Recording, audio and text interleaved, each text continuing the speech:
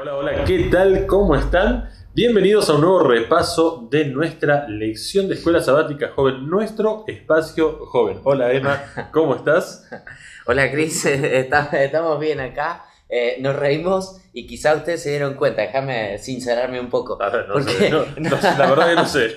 nos chocamos acá con la silla nosotros. Ah, Me encanta esto porque se mueve de acá para allá, pero bueno, estamos como en la lección, ahí sorprende con diferentes cosas cuando uno va, ahí Apocalipsis 17 te chocan algunas cosas, te chocan algunas imágenes. y Sí, terminamos en confusión. y terminamos en confusión, pero sin embargo, cuando vos terminás el capítulo 17 te das cuenta que, bueno, ahí vamos a hablar ahora. Muy bien, y como decía Emma, ya hizo un pequeño spoiler de lo que vamos a hablar. En esta semana habrás visto y habrás notado que la lección de la Escuela Sabática habla de dos versículos o dos capítulos de la Biblia, justamente del libro de Apocalipsis. Recordemos que el libro de Apocalipsis es un libro simbólico, Sí, sí. ¿no? Lo que dice, lo que está escrito allí tiene un simbolismo que la misma resolución del simbolismo está dentro de la Biblia. Tal No cual. necesitamos ir a estudiar, a hacer una expedición para encontrar lo que significa, porque la Biblia mismo lo presenta. Entonces Apocalipsis 12 y Apocalipsis 17 son los versículos centrales o los textos centrales de la lección de esta semana, que presenta a dos mujeres con características totalmente diferentes y que tienen un significado muy especial en lo espiritual, pero también en toda la historia de la iglesia en este mundo. Tal cual, tal cual. Y creo que es muy importante recordarlas, mirarlas y estudiarlas, porque basado en eso, yo voy a encontrar y va a determinar parte del futuro que cada uno tiene la posibilidad de escoger. Por gracia de Dios, obviamente, uno puede llegar a tener la vida eterna, pero también haciendo una decisión propia. ¿A quién voy a terminar adorando de acuerdo a las características que ambas me van a presentar? Exactamente. Y Apocalipsis 12 comienza con la primer mujer. Tal cual. Dice Apocalipsis 12 que de repente apareció una señal en el cielo, una mujer vestida de sol, con la luna debajo de sus pies y con estrellas como si fueran una corona, ¿no? Esta mujer, dice, estaba embarazada, estaba a punto de dar a luz, pero las características son las vestiduras, el sol, la vestidura blanca, ataviada como una novia, el sol, la luna, que tienen simbolismos dentro de la Biblia, representan tanto la Sagrada Escritura, ¿no? El Antiguo y el Nuevo Testamento.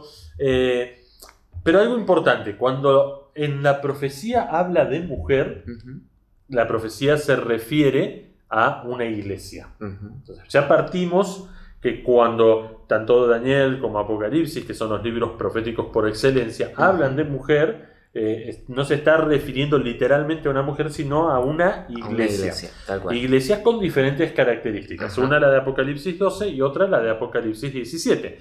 La de Apocalipsis 12 dice que está vestida del sol, la luna debajo de sus pies, quiere decir que tiene la Biblia como fundamento, tanto el Antiguo como el Nuevo Testamento, y habla acerca de pureza. Cuando en la profecía se habla de pureza, está hablando justamente de una iglesia que se ha mantenido pura en el tiempo, cuyas enseñanzas están fundamentadas en la Biblia, en las Sagradas Escrituras, y una imagen que los judíos ya habían adoptado hacía mucho tiempo. Incluso habla de la mujer de Sion o la hija de Sion, hablando de justamente esta iglesia con estas características particulares. Entonces, Apocalipsis 12 presenta a la primera mujer, una iglesia pura, una iglesia que no se ha contaminado, una iglesia cuyas enseñanzas, cuyas doctrinas están fundamentadas en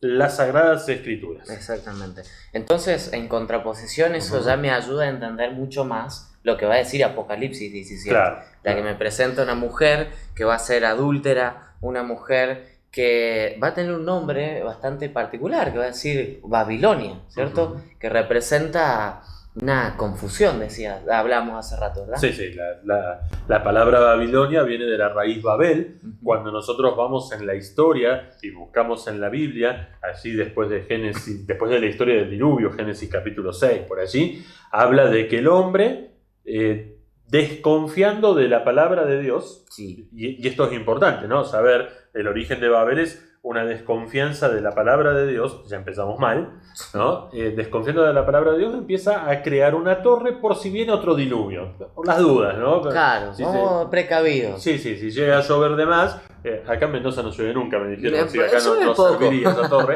Sí. pero en algún lugar que llueve mucho, la gente por ahí se lo puede apreciar un poco más, ¿no? Entonces, por miedo a que pudiera venir otro diluvio, comienzan a crear una torre que llegara hasta el cielo, y yo supongo que pensaban, nos subimos rápido a la torre hasta el cielo mismo, y si se inunda el cielo ya, bueno, ahí ya sería, hasta Dios inunda, ¿no? Habrán pensado ellos.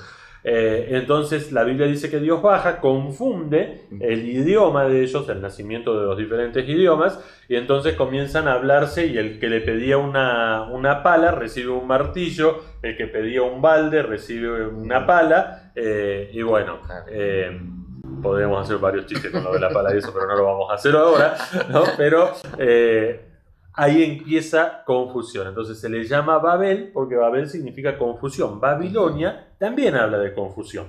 No esa confusión, no la de confusión de idiomas, sino otro tipo de confusión que tiene que ver justamente con lo que hablábamos de Apocalipsis 12. Una mujer que no se había contaminado con doctrinas erróneas, cuyas doctrinas estaban en la Biblia. Por contraparte, Apocalipsis 17 presenta a una mujer contaminada en la confusión doctrinal. Contaminada por doctrinas o creencias, tradiciones hechas por hombres. Exacto. Y ese es el problema. Hablamos la clase pasada respecto a la adoración y la importancia que tiene, y creo que es el tema central, lo habíamos mencionado varias veces del libro Apocalipsis. Y acá está este tema puntual, este tema central, que encuentro que una me acerca y me lleva a adorar a Dios, y la otra me aleja de Dios de manera mentirosa, puede decir, como así sin querer queriendo, como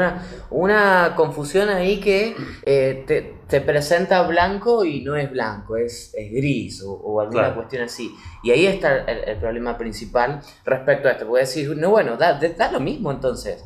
No da lo mismo. Porque las dos te llevan a lugares diferentes. Y cuando vos analizás ahí, que los invito ahí que profundicen y vean y digan y pongan ahí, como lo hicimos ahí en la escuela sabática, de ponerle mujer significa tal cosa, esto significa tal cosa, ¿cierto? Para ir recordando qué característica y a dónde te lleva eso.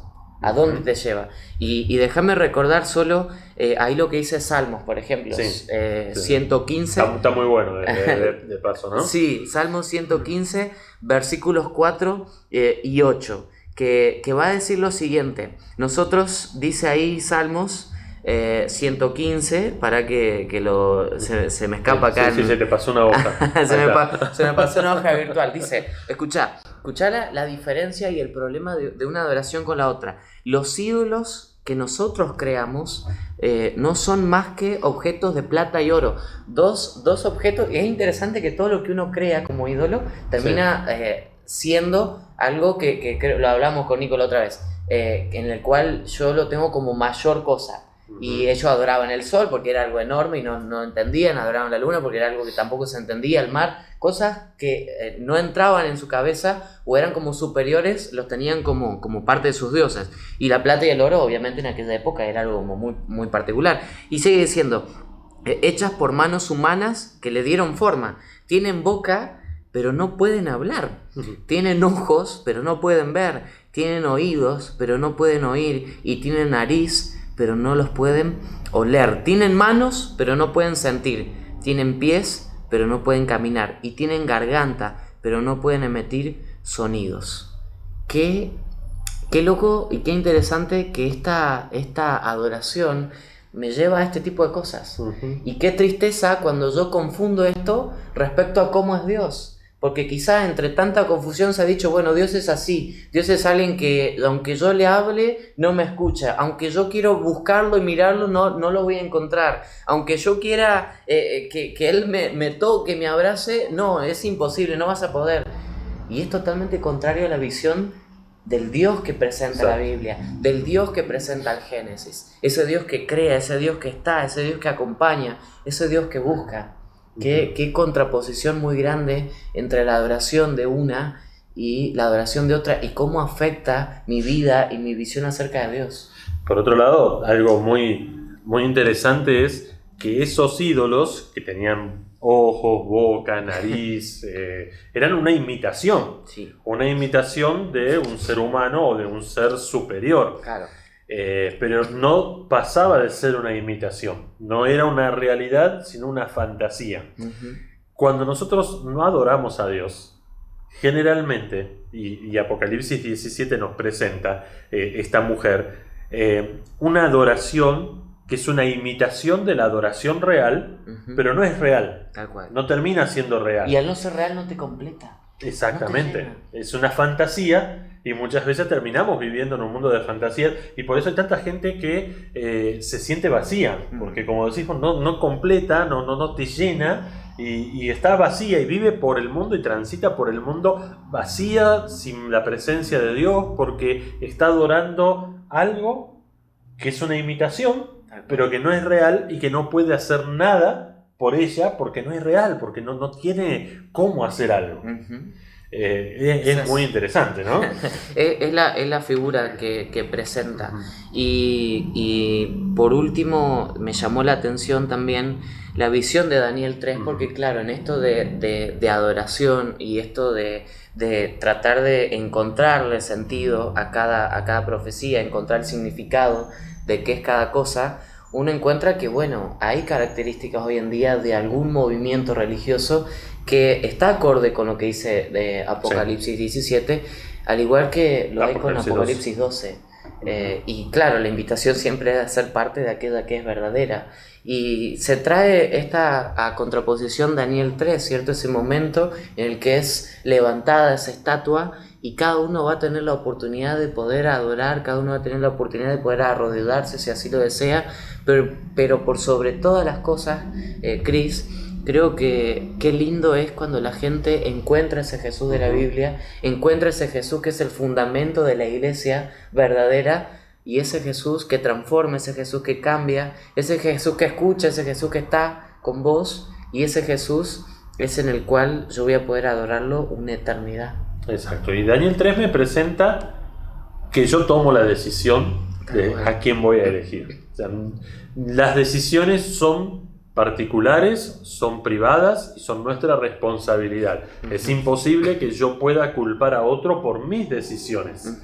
Pero también Daniel 3 me presenta que muchas veces cuando yo tome una decisión acertada, puede ser que del otro lado se molesten y venga una persecución. Y la lección nos presenta la historia de cómo esa persecución se fue dando y cómo esa mujer de Apocalipsis 12 es perseguida por la de Apocalipsis 17. Hay otra relación ahí, ¿no? Una relación de persecución, pero haciendo un poquito de spoiler, yo les cuento el final de la película. Les voy a contar el final de la película. La mujer de Apocalipsis 12 siempre es protegida por Dios. Ese Jesús que vos hablabas, ese Jesús que lo podemos conocer, está en el equipo vencedor, es el capitán del equipo que ya sabemos que va a salir campeón, que ya sabemos que va a ganar un montón de estrellas, no solo 3, sino un montón de estrellas, va a ganar un montón de estrellas, y vos tenés la oportunidad de ser de ese equipo, aunque te peguen patadas en el partido, aunque traten de sacarte de la cancha, aunque traten de empujarte, vos podés ser parte de ese equipo ganador, de ese equipo campeón. Nos rodearán ángeles para protegernos, es parte de la promesa, y creo que como una de las tantas frases que encontré en la lección, solo podremos vencer como Cristo lo hizo, al obedecer de todo corazón cada mandamiento. Amén. No hay otra forma. Amén. Y te dejamos esto en tu corazón, ¿no? Solo podremos, como decía, solo podremos vencer como Cristo lo hizo. Solo podemos vencer como Cristo lo hizo. Imitemos a Jesús Imitamos tantas cosas, imitamos tantas modas, imitamos a tantas personas. ¿Por qué no imitamos un poquito más a Jesús y venzamos y seamos vencedores como Jesús lo hizo, obedeciendo a Dios y a sus mandamientos de todo corazón? Que esa sea que ese sea lo que te lleves de esta lección, ¿no? Me dio ganas de levantarme y salir. Vamos para adelante, que no es fácil. No es vale fácil, la pena. pero vale la pena, ¿no? Ser parte del equipo de Jesús. Dios te bendiga mucho. Que puedas tener un feliz sábado, que puedas seguir profundizando estas hermosas lecciones y nos vemos la próxima semana en un nuevo resumen de nuestro espacio joven, nuestra escuela sabática de jóvenes. Chau, chau.